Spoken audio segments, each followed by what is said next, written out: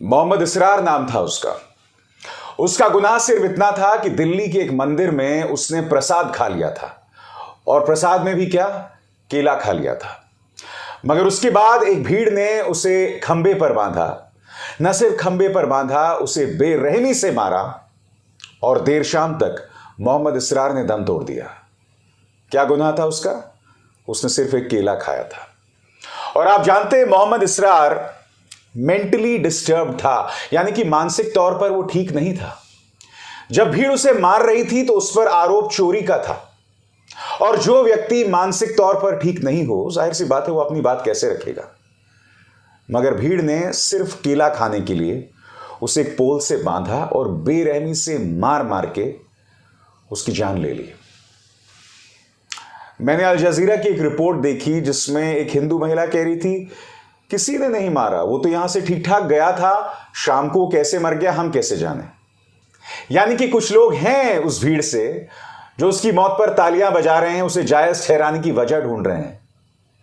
मैं आपसे सवाल पूछना चाहता हूं, अगर कुछ लम्हों के लिए मैं मान लूं उसने चोरी भी की थी, तो क्या आप उसे खंबे से बांधेंगे और बेरहमी से मारेंगे जिसका नतीजा उसकी मौत है? उसने चोरी नहीं की थी दोस्तों, उसने बिल्कुल भी चोरी नहीं की थी। उसका गुनाह सिर्फ इतना था कि उसने एक मंदिर से एक केला ले लिया था। उसका गुनाह सिर्फ इतना था कि भीड़ को यह पता चल गया था कि वो एक मुसलमान है। वो मेंटली डिस्टर्ब ना भी होता तब भी शायद भीड़ उससे मारती, मगर वो अपनी बात भी नहीं रख पा रहा था। भीड़ उसे मारती चली गई तब तक जब तक वो बेहोश नहीं हो गया, और शाम उसकी मौत हो गई। मैंने उसके पिता को सुना, मैंने उसकी 4 बहनों को सुना। उसकी एक बहन बोल रही थी कि क्या उसका गुनाह सिर्फ यह था कि वो एक मुसलमान है, एक मुसलमान का बेटा है। पिता की आंखों में आंसू है, वो कह रहा है कि वो मेंटली डिस्टर्ब था, वो अपनी बात नहीं कह सकता था। वो गली में लोगों की मदद करता था, और लोग छोटी छोटी मदद के लिए, यानी कि किसी का सामान उठा देना, किसी की मदद कर देना, उसके लिए 20 से 50 रुपए उसे दे दिया करते थे। उसके गली में रहने वाले लोग कहते हैं कि वो शांत स्वभाव का एक ऐसा इंसान था जो किसी को कोई नुकसान नहीं पहुंचा सकता था। और हो सकता है उस शाम उसे भूख लगी हो, वो मंदिर गया हो, और मंदिर के दरवाजे तो बीमार, भूखों, लाचार, इन तमाम लोगों के लिए खुले रहते हैं ना। कोई मंदिर जाता है तो उसे मौत के घाट नहीं उतारा जाता। बताइए, कोई भूखा अगर मंदिर जाता है तो मंदिर में जाने वाले जो तमाम दर्शनार्थी हैं उनका क्या फर्ज बनता है कि उस भूखे का पेट भरे, क्योंकि भूखे का पेट भरना, भूखे को पानी देना तो पुण्य की बात है। ये बातें तो हमारे धर्म में है ना।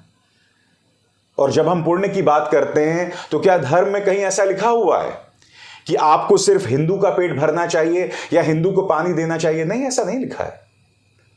हमारे शास्त्रों, हमारे धर्म में साफ तौर पर लिखा हुआ है कि अगर कोई भूखा है तो उसे आप खाना दो, भगवान आपको आशीर्वाद देंगे। मैं आपसे एक सवाल पूछना चाहता हूं, एक मेंटली डिस्टर्ब्ड आदमी, मानसिक तौर पर हिला हुआ आदमी, अगर चोरी से प्रसाद भी ले रहा है तो भूख की वजह से ले रहा है ना। उसने भगवान के गहने नहीं चुराए, उसने भगवान का मुकुट नहीं चुराया, और तुमने उसे मौत के घाट उतार दिया सिर्फ एक केले के लिए। आप कैसा समाज बनते जा रहे हो, मैं समझना चाहता हूं। और मैं दावे के साथ कह सकता हूं कई लोग होंगे जो इस घटना पर भी तालियां बजा रहे होंगे, क्योंकि ये वही लोग हैं जो लोग रमेश बिधुड़ी की गाली पर भी ताली बजाते हैं। वो रमेश बिधुड़ी जो संसद के अंदर खड़े होकर एक मुस्लिम सांसद कुंवर दानिश अली को उग्रवादी, आतंकवादी और न जाने किन किन शब्दों से नवाजता है, जो मैं दोहराता भी नहीं हूं। आप सोचिए आप क्या कर रहे हैं।